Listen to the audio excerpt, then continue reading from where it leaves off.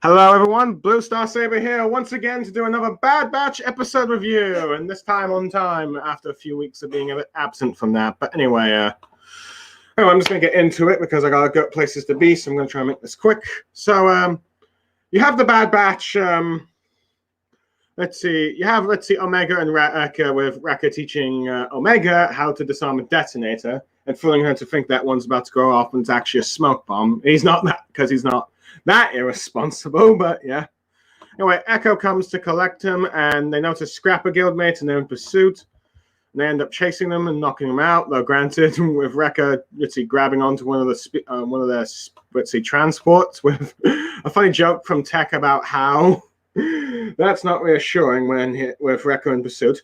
However, the information they gave, the Scrapper's notification of them from the last episode, has gotten to Corsair, as he informs the Vice Admiral and the Caramon Prime Minister of their whereabouts, as the Vice Admiral says to terminate them, while the Prime Minister says to keep them alive, particularly for Omega. And a bit later in the episode, it was revealed, when he's talking to the nurse Caramon, that they were the ones that hired, the bounty hunter, I've forgotten her name, but Boba Fett. The bounty hunter. I'm trying to remember the name. I'm trying. How can I forget the name?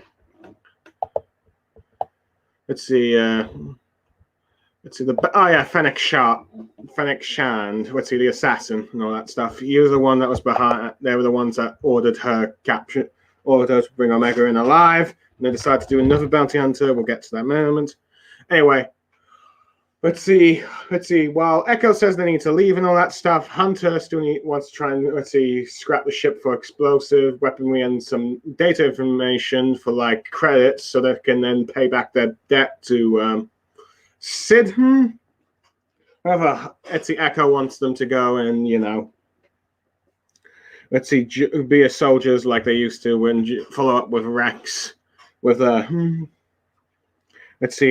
fight for the Republic, or at least the rebellion that's going to try and bring back the Republic. During this, you end up seeing funny moments of Wrecker carrying large explosives, and Echo talking to Tech about what the war's like, which he just basically just does a basic description in a very Tech-like way of just it was a mission and all that stuff. However, she noticed that there's a light beeping and it's transports nearby, and they notice that free transports for the Republic cruisers, Empire shuttles have arrived with Crosshair and his new squad and a batch of clones, which he sends one of the ships to go and guard to find the Bad Batch's ships. So the Bad Batch and the Omega try to escape. Jamming the sensors and then trying to hack into their comms. However, Crosshair is smart enough to figure this out, and as they say they're going to the hangars, they actually go to I think one of the arsenal, one of the where the cannons are. A scuffle goes there. Granted, the Bad Batch try to persuade Crosshair that it's the chip, not him, and all that stuff. However, it has no effect, and a skirmish ensures, with the Bad Batch escaping by having the cannons fire, causing rubble, crashing, and either knocking or killing the clones and the soldier, Crosshair squad, mostly knocking out for Crosshair squad, as Wrecker throws a large bomb into one of the squad members, which is, I think, the one with the flamethrower, which is actually pretty funny and crazy at the same time. The Bad Batch eventually escaped to an ion engine. With Omega and how she's never been inside one before, which you get a joke about. Wow. That would be weird to do if you did and all that stuff. However, Crosshair has been thinking a step ahead. Has got ordered in the shuttle to be in the area to be in the exit of where the Bad Batch are going to, while having his squad members turn on the iron engine, saying either having them come out to get shot or get burned at the engine. However, with the mines that they collected, let's see, later the Bad Batch set it off to cause a bit of an explosion that separates the engine a bit and all that stuff, causing a bit of a crash. And let's see, and injuring Crosshair in the process, nearly getting burnt and ordering it to be stopped down. So anyway, you get like, so you have like the Bad Batch separated for a bit. I think you have like Hunter with Omega heading off to the hangar while the other squad, let's see, the other squad members, carry all the supplies and all that stuff, and all that stuff. Anyway, let's see the clones under Crosshair's commands try to get contact with the clones that are at the shuttle to be alert for the Bad Batch's arrival. However, they're not responding, and it's revealed they've all been killed. And just as Crosshair and Omega arrive, they notice all the dead clones, and then it's revealed that none other than Cad Bane, let's see, the most notorious bounty hunter in the Clone Wars, is back, and he's here to collect Omega. And you get a sort of like Mexican standoff. Let's see. Well, maybe not Mexican standoff or cowboy standoff. I'm not sure what's the correct term right now, but yeah, he wants, let's see, Omega. Hunter's not having it. Oh, and also that BMO droid that Cad Bane has with him is, voiced by Seth Green, is there. And as they draw their blasters, let's see, unfortunately for Hunter, let's see, Cad Bane was quicker, so he shot him in the chest while, let's see, Hunter misses and ends up shooting, Bane's droid in the leg. That droid can't catch a break, even though I'm pretty certain he's been repaired. It was built back. I mean, he exploded and then was rebuilt. It's kind of crazy thinking about it. Anyway, Omega tries to help Hunter, but gets stun gun and taken away. The Bad Batch arrive, and let's see, you see Hunter. Granted, I think we do see at least a brief moment of Crosshair trying to get up to pursue his former squad and that stuff. As we're getting like from a first-person perspective from like Hunter as he's waking up, as you have the members of the Bad Batch carrying him, while Wrecker shoots at the clowns, firing them to get their escape. They arrive on the ship, and Hunter tells what happened about how a bounty hunter has taken them. And now, let's see, as they're escaping, they now need to try and find this bounty hunter so they can find Omega. Blimey, what an episode! Let's see. I think this is, the second win that the Bad Batch have been needing since, the return of Rex, and it looks like it hasn't disappointed, and not to mention with a few surprises and twists and cameos that we could not expect. First of all, I did not expect. Okay, first of all, I'm just going to get before I get to the main topic of this thing, I'm just going to talk about, I like how Omega is still bonding, particularly with Wrecker, but him being a bit immature, being a bit silly with making her think that she's about to detonate a live mine when it's actually a smoke mine or smoke bomb and all that stuff. But at least we know that Wrecker's at least not that immature to have Omega handle the bomb and all that stuff. I like that she's also curious about the Clone Wars, and when she asks Tech about it, but Tech being a bit of a data kind of guy, he describes it more in like a mission, primary mission kind of way, instead of like, what you'd expect a regular soldier to talk about how it was like either dreadful, like how it was terrifying, or how like it just felt like they go on, or even just, or some that get excited about it, how it was great. It was fun and all that stuff. But well, again, I don't think there's any soldier that actually says war is fun. My apologies there, but yeah. Either way, I like how she's getting curious. One thing I like is that the conversation between Hunter and Echo, with Echo saying that we should be soldiers again, and we should fight to try and bring back the Republic. However, Hunter is not convinced just yet because he needs to keep like the Bad Batch safe and like Omega, so he feels like mercenary work is best, and feels like and try to pay off Sid with all like with all the data and weaponry they could get. Let's see, to make up a bunch of credits. Let's see. Now, whether or not we'll actually get them paying her back at some point, I'm not sure, because, well, let's see, because what happens next will be more of a priority and all that stuff. Anyway, I like how, let's see, Crosshair, when they encounter him, they try to plead with him, but yeah, as we see, Crosshair's 2-bit programmed at the moment. Now, whether or not they'll ever save Crosshair in the end, I'm still wondering about that, but it's clear that his chip is fully in effect. Now, I do like how, let's see, Crosshair is able to predict how his squad's every move, particularly with like the jamming and then tracking their communication, so he gives them a false lead. And he tries to prepare in advance of whether to escape next with the engine, while he prepares to outshoot them from the outside, while having his squad set off the engine and all that. And I like how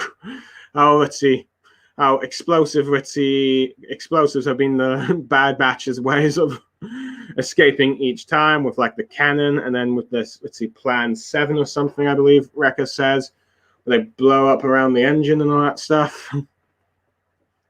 But anyway, the main highlight, I think, is, when we finally learn that the Kaminoans, of course, I think everyone figured this out, is that they were behind, Fennec Shards, Fennec Shand, I'm sorry if I'm pronouncing the name wrong, the bounty hunter or assassin hired to try and capture Omega.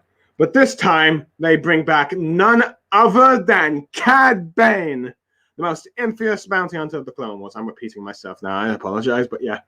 But which is a big surprise. I have to admit, I didn't think Cad Bane would come back since deleted content from the Clone Wars that have, let's see whether or not we'll get to see the light of day. I mean, we saw clips of it where there's going to be a story arc in the Clone Wars in which Cad Bane was going to train Boba to become like the next Jango, since him and Jango had a bit of a rivalry and it was never resolved. So he's going to try and do it with, Boba. Let's see, and it's a 4-part storyline, 4-part episode storyline arc in which you have like eventually culminate on Tatooine when you get like the Sand People there. And which was going to result, from my understanding, and from the deleted scene that was shown, that Cad Bane and Boba were going to have a standoff and they shoot each other. With seeming, I think, Cad Bane getting shot at, or Boba gets shot in the helmet and all that stuff. And it's revealed that Boba got the dent in his helmet from the standoff between him and Cad Bane. Now, whether or not that is still canon or not, I do not know. Dave Filoni has not confirmed this yet, and we have no idea what is going to be happening with this and all that stuff. We have no idea if that's still canon or if it's going to get adapted into some form of TV show, comic, or maybe even a movie special. I don't know, but at the moment, Cad Bane is alive. He's not been seen since the 4th season of the Clone Wars, in which Obi-Wan went undercover as a bounty hunter after faking his death. So it's been a very long time since Cad Bane has returned, and and boy, he's back with a bang. Let's see, as his skills of killing clones is still about. As he's easily dispatchable clones in the area, and he's able to win in a standoff between him and Hunter. Granted, it does make it look like he's killed Hunter for a bit, but I think we all know that that's not the case, particularly with like some of the trailers showing stuff in the future, like the Bad Batch returning to Onderon. But yeah, we see, but now that Omega has been captured, she is probably likely going to be back of Kamino, but yeah, it seems like this is like the Bad Batch version of what happened with the Grogu in the Boba Fett episode, the Bad Batch, in which he was taken by the Dark Troopers. And all that stuff. And so yeah, I feel like we're probably, for the next few episodes at least, we're going to be having just the Bad Batch, which might be what some people have wanted for a long time, been wanting for the series all along, since, well, Omega. Not everyone likes her, but I'm fine with her. I've liked the relationship she's built, particularly with Hunter and Wrecker. I mean, those two have been like the heart. Those two have been the heart of the show, the emotions and all that stuff. So yeah. So now that she is gone, we're probably going to get more focus on some of the more individual Bad Batches. But yeah, which probably means that they're going to try and pursue her. Probably means that paying back Sid's debt is going to wait, or they're going to leave. They're just going to leave her to it and all that stuff. Or they might just come for her for information on what they can do and try and find out as much as they can of Cad Bane, but I feel like eventually this is going to lead them to rebellion and possibly on a mission to try and Kamino to try and get her back. And probably also a final confrontation with Crosshair, which I do like how even when he's injured, he's still trying to pursue the Bad Batch. I mean, the programming him is really taking effect of his, let's see, traitors must be terminated and all that stuff. But yeah. Overall, I think I'll give this episode a 10 out of 10. I think it's the best episode in the series yet. I mean, we all knew about the Rex cameo to see Rex coming back, but we had no idea that Cad Bane, of all people, was coming back. And he delivers, always a fun antagonist. We still have no idea what Cad Bane's overall fate is by the time of the original trilogy, because we've seen that we don't see any of the comics and all that stuff. So, yeah, I'd be very curious if the Bad Batch is where he finally meets his end, or maybe some encounter with Boba Fett. We have yet to see, but yeah, overall, it's a very good episode. Let's see. It's definitely taken the Bad Batch in a more, more intense direction, more high-stakes direction, as now the Bad Batch must find Omega, pursue Cad Bane before it probably gets to Kamino, or eventually join like the rebellion cells and that stuff until they get to Kamino, because, well, they need to rescue, Omega. Granted, maybe they'll get like 1 or 2 more encounters with Crosshair before that, but overall, yeah, 10 out of 10, best episode yet. I'm Blue Star Saber, signing off. May the Force be with you.